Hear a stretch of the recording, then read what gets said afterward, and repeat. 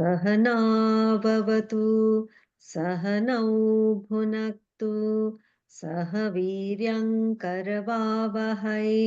तेजस्विनावधीतमस्तु मा विद्विषावहै। ॐ शान्ति शान्ति शान्तिः। ॐ श्री परमात्मने नमः। अथ अष्टमोऽध्यायः अक्षरब्रह्मयोगः। श्रीभगवानुवाच अभ्यासयोगयुक्तेन चेतसा नान्यगामिना परमं पुरुषं दिव्यं याति पार्थानुचिन्तयन्। कविं पुराणमनुशासितारम् अणोरणीयां समनुस्मरेद्यः सर्वस्य धातारमचिन्त्य रूपम् आदित्यवर्णं तमसः परस्तात् प्रयाणकाले मनसाचलेन भक्त्या युक्तो योगबलेन चैव भ्रुवोर्मध्ये प्राणमावेश्य सम्यक् सतं परं पुरुषमुपैति दिव्यम्। यदक्षरं वेदविदो वदन्ति विशन्ति यद्यत्तयो वीतरागाः यदिच्छन्तो ब्रह्मचर्यं चरन्ति तत्ते पदं संग्रहेण प्रवक्ष्ये।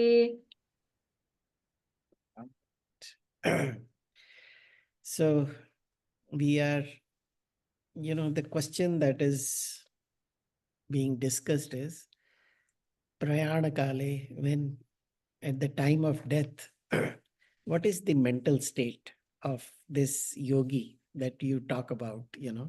How does he think at that time? What is his last thoughts? So Bhagavan talked a little bit about it before, but it continues, says, Kavim Puranam Anushasitaram. That Anushasitaram means the one who is a ruler of all. That means he is the controller. He or she is the controller. It's a,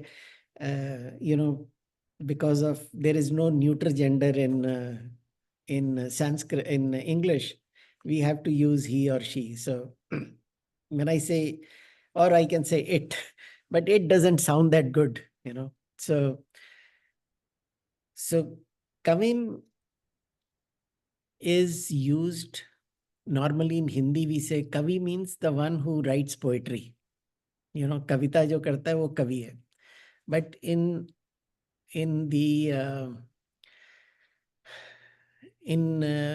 most of our scriptures, Kavim is used for the rishis, the people who got the divine vision of the scriptures. They are not the authors. They are the what they call as the spectators, or they are the ones who these knowledge was revealed to them. So they are the ones who got the darshan of that. So, but in this particular verse, Kavim is used from Brahman itself. That truth, which is the revealer of all, which is also the controller of all. So, Anoraniyam samanusmaredhya. The Anoraniyam, it is used earlier also. Anoraniyam means it is subtler than the subtle. It is so subtle that it cannot be thought of, understood, or there's no way to know about it, Manoraniya, you know. So that is what we need to meditate on. That truth, which is so subtle. So we don't have to, and Sarvasya Dhataram Achintya Rupam. Sarvasya Dhataram means uh,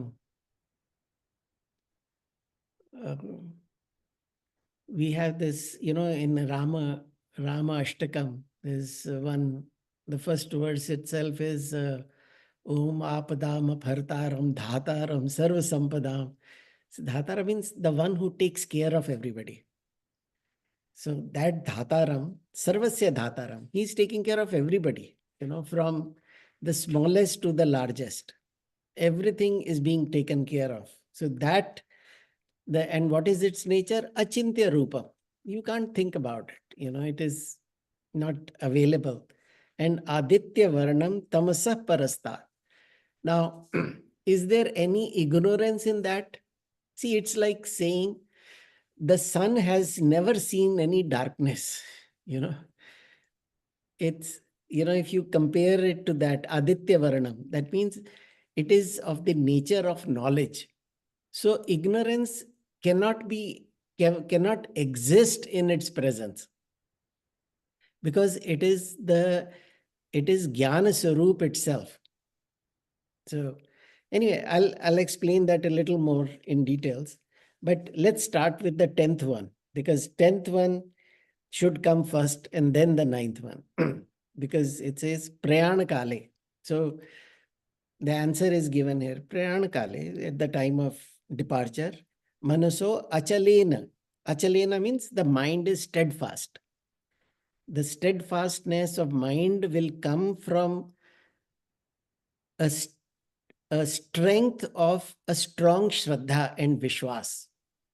So, Shraddha Vishwas is the key that holds us together in at the time of, if you don't have the Shraddha, then the mind wavers,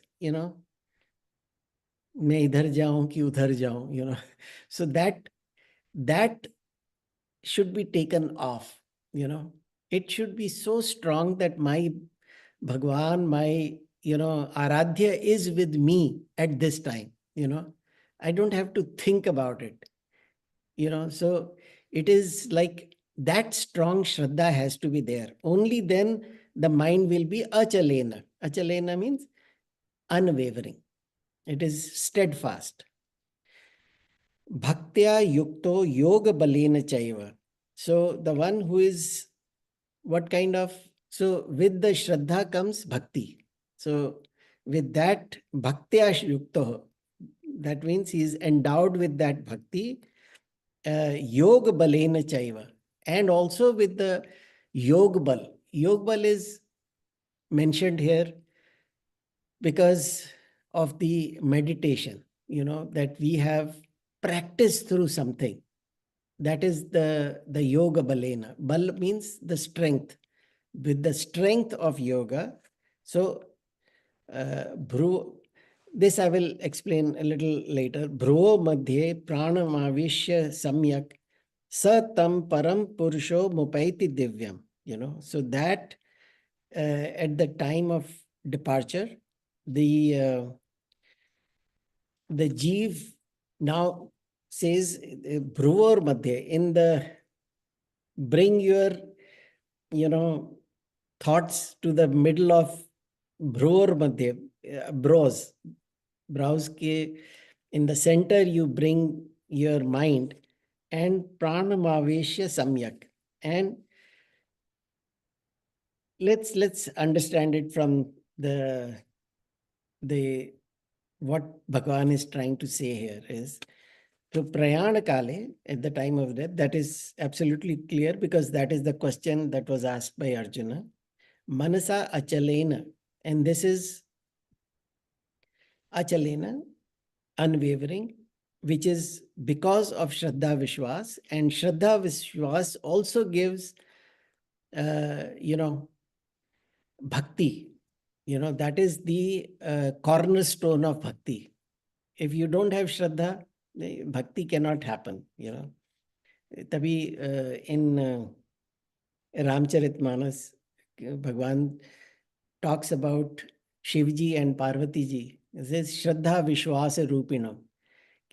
You know, you are the endowment of Shraddha and Vishwas. That's why I bow down to you. Because of you, I have developed this bhakti for Ram. You know, see, Tulsidas ji has, they have talked about Shivji as the greatest, you know, because of which the possibility of Rama Darshan is possible, you know, that Ram Bhakti is only possible because of uh, Shivji and Parvati ji, you know. Similar thing happened, you know, certainly I remembered. Ki, you know, because we went to the Kumbh Mela, not we went to, few of our friends, including Malvika ji. Uh, so there was a Kumbh Mela long time back.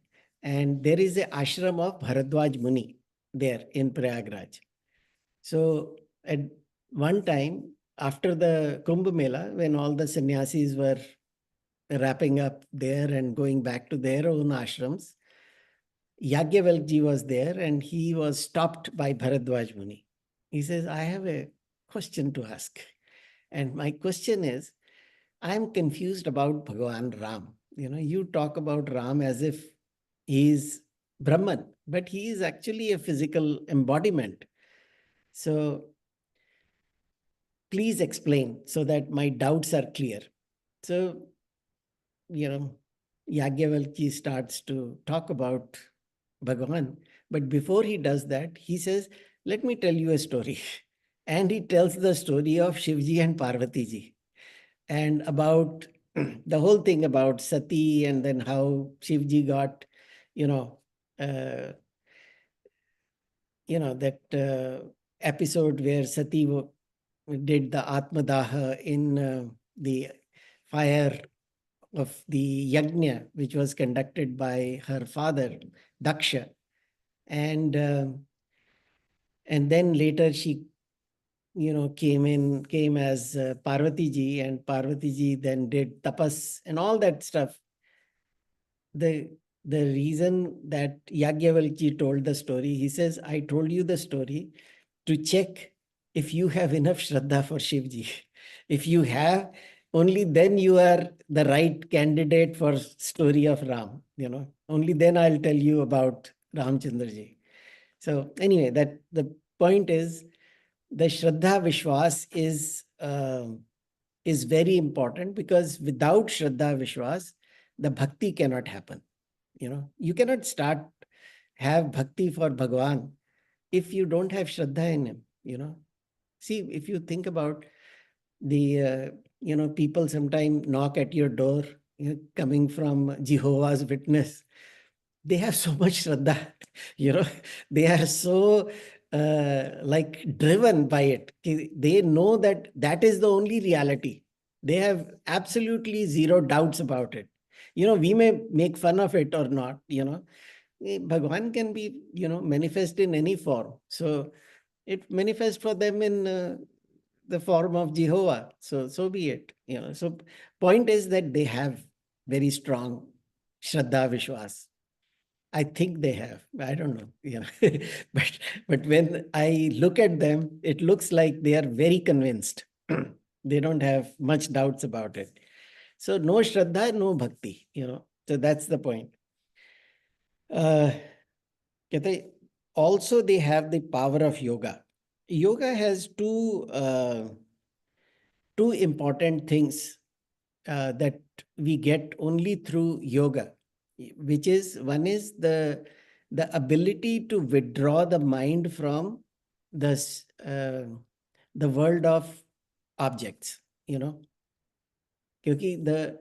the goal of yoga, which is the first sutra of the Yog Sutra, is Chitta Vritti, Chit Yoga, Chitta Vritti Nirodha. That means, what is yoga? It is cessation of the thoughts. That's what yoga is. And that's the whole process is, see, Vedanta and yoga are actually very integrated. They cannot be separated, though we say that they are two separate things, but they actually take support of one another, you know. क्योंकि ये this question was asked by somebody asked it from Shankaracharya. You have written commentaries on, you know, everything, include all the Upanishads, Brahma Sutras, Bhagwad Gita. How about you write a commentary on Yoga Sutra? He said, there is nothing to write. It is perfect as it is. You know, we don't have to change it or to explain it any further. It, you know, the Patanjali ji has done an amazing job. So leave it as it is. So that was, and absorbing the mind into self. You know, we have 3 step in the, it's a 8-step process, you know, yam, niyam, asana, pranayam, pratihar, dharana, dhyan, and samadhi, right? So dharana, dhyan, samadhi will come as, if you look at that, that is where you are absorbing your mind into that self. So that is the yoga balena. So Bhagavan has integrated uh, that, you know, put to yoga and bhakti into one, you know, in that answer. If the person has shraddha and the person has yoga bal. So such a person with bhruvo madhye, he brings his pranas in the middle of his brows, you know, which means that he has the ability through whatever, you know, I'm not going to go into, I don't know much about the details of yoga and yoga siddhis, but it is a practice that people do. So that person reaches the Parama Purusha. That's the so it reminds me of one story from Bhagavatam. There was a king by the name Khatwang, the Raja Khatwang. He was also from the Ikshvahu dynasty in the Dwapar Yuga, or maybe it was in Satyug itself. So he was so powerful that all the devatas used to look for his assistance when they were in war or some kind of, you know, some situation would come. Then Indra would send his chariot and ask him to come. So he would go help out in those situations. So one time the war was over and they had won, and the devatas were very pleased. They said, you know what, ask us something, you know, you never ask us anything, you know, please let us do you some good. You have helped us in this war. So he asked a question. He says, how long am I going to live? And unfortunately, his time was almost there. They said, well, just a couple of hours. He says, okay, thank you so much. And then he went into deep meditation. And in his meditation, he had darshan of Bhagavan also. You know, the point I'm trying to make is that he had prepared himself by these Shraddha and the Yoga Bal, that he came to this point that when he knew it is time to go, he was not perturbed at all. He didn't say, hey, I helped you. Can you give me extend my life, you know, a little bit more, maybe a few thousand years? He didn't say any of those things. He said, okay, thank you so much. You know, I have no time to waste now. So he went into that deep meditation. And, but that yoga bal and that kind of clarity would only come when you have done enough abhyas. Abhyas means practice. So if when you have done so much practice, that is when you get that. And what is the lakshana of that person is in the 9th verse, so it's like reverse here. So the point is, Paramatma is not describable.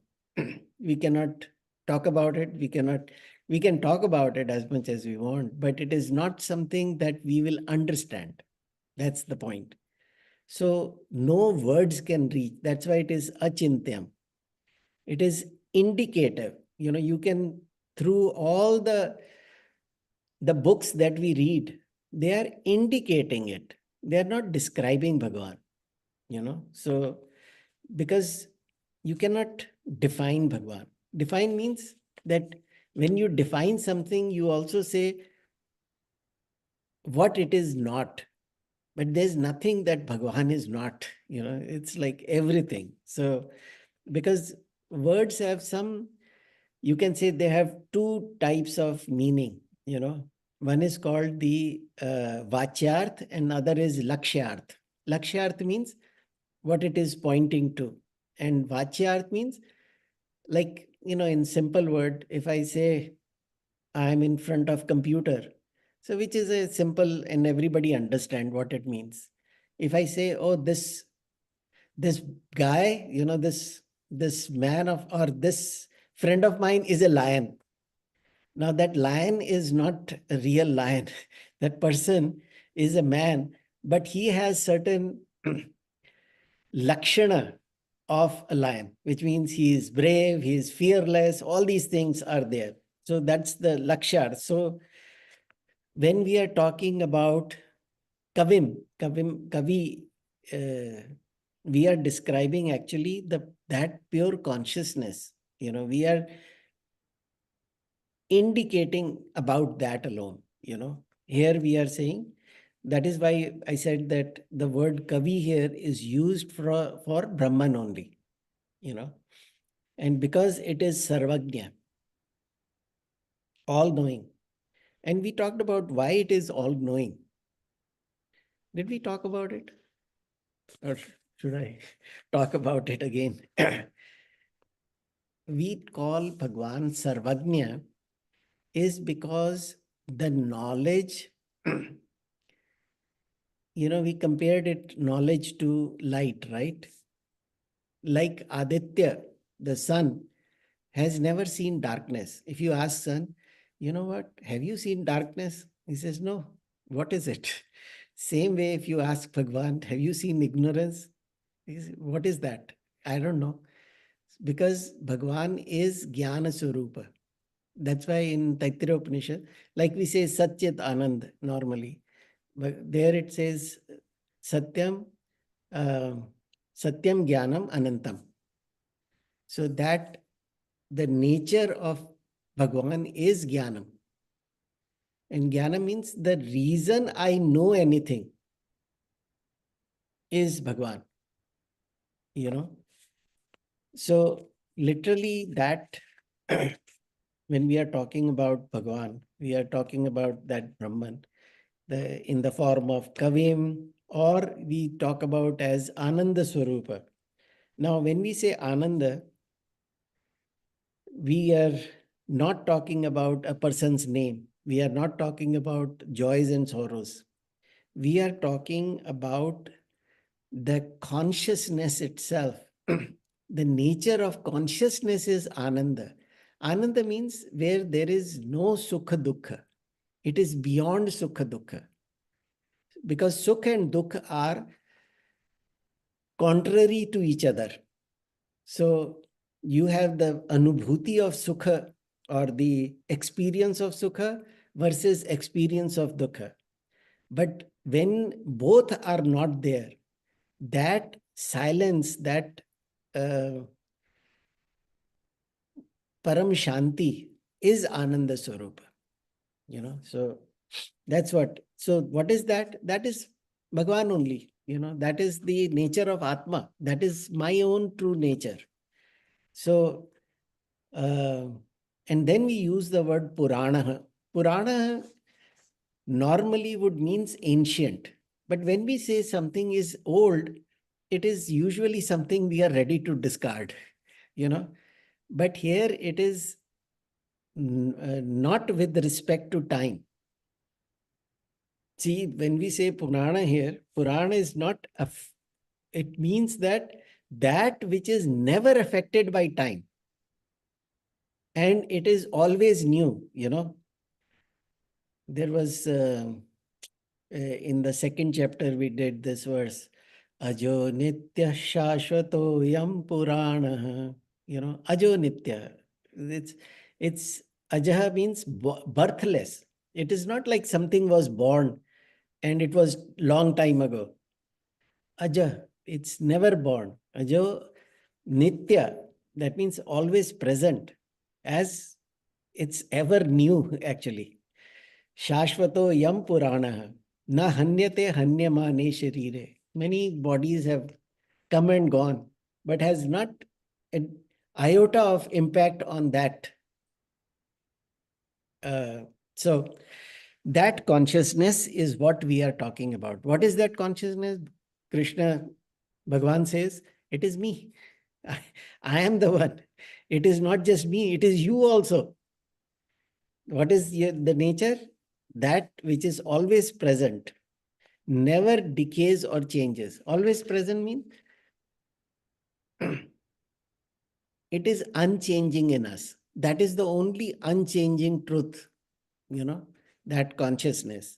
It is eternal, it is ever present, it cannot be destroyed, and even when the body dies. The point here was, what is the state of mind of a person who is established in yoga? What is his mindset? That is his mindset. His mindset is that it doesn't matter. Let the body go, you know. So, and Anushasitaram.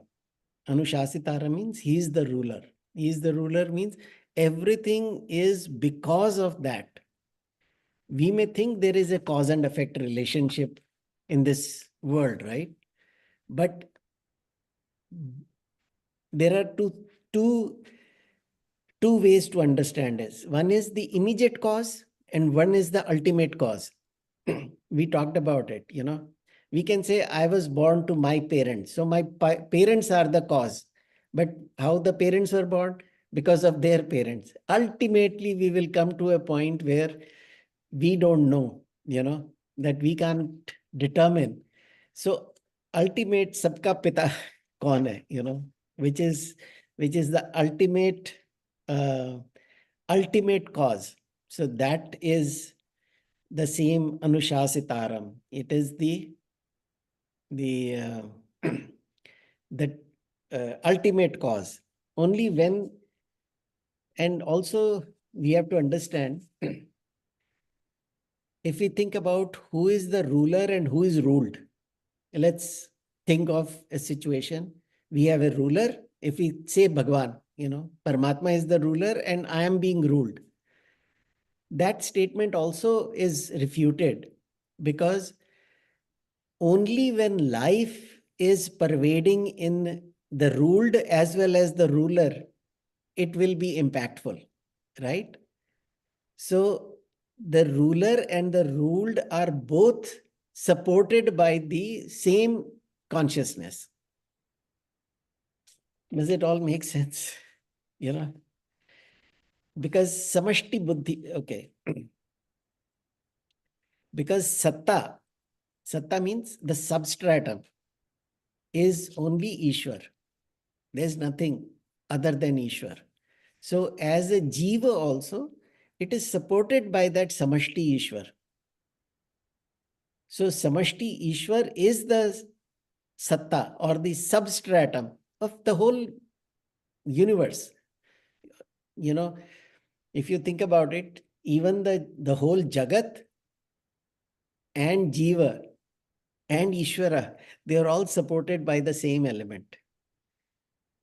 They are not, if we do the Venn diagram, you know, if we separate it out, Ishvara is somewhere here as a circle, and the Jagat is somewhere here as separate circle, and Jiva are there in small circles. But really speaking, Ishwar alone is the encompassing entity. The Jiva and Jagat both are subsets of that Ishwar alone, And that Ishwar, which is taking care of everything, is anoraniyam. It is smaller than the smallest, or the subtler than the subtlest. It is like a contradictory statement here, but it is not. It is the building block of everything. If I say atom alone is the cause of this whole universe, we'll say, no, no, no, atom is not. But without atom, the existence won't happen. So anyways, so it is the building block. Without existence, there is nothing. So it is that existence itself. So that's what, I don't know if you guys have ever read Saddarshanam of Ramana Maharshi. Beautiful book. So there the first verse is Sat Pratyaya Kinnu Vihaya Santam Hridayesha Chinta Rahito Hridakya. That means, can the thought of existence arise without the existence? Any thought cannot arise if the existence wasn't there. Hriday is used as the seat of consciousness, actually. Sometimes we think Hriday is the heart, but in Vedanta, in our Shastras, Hriday it's usually pointing to a place close to the heart only, but it is the center where the I-ness exists. So Hriday, Chinta doesn't mean worry. Chinta means thoughts. So, because what is the difference between subtle and gross? The gross is something that can be perceived by senses.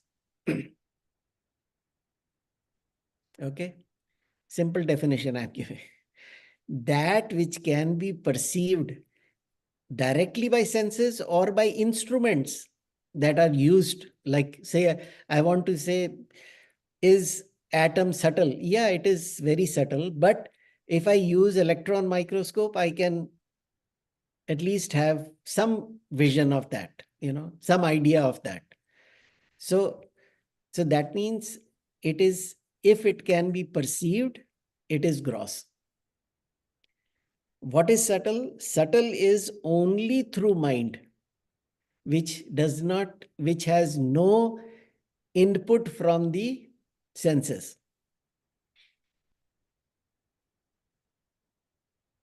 Okay. Anyways,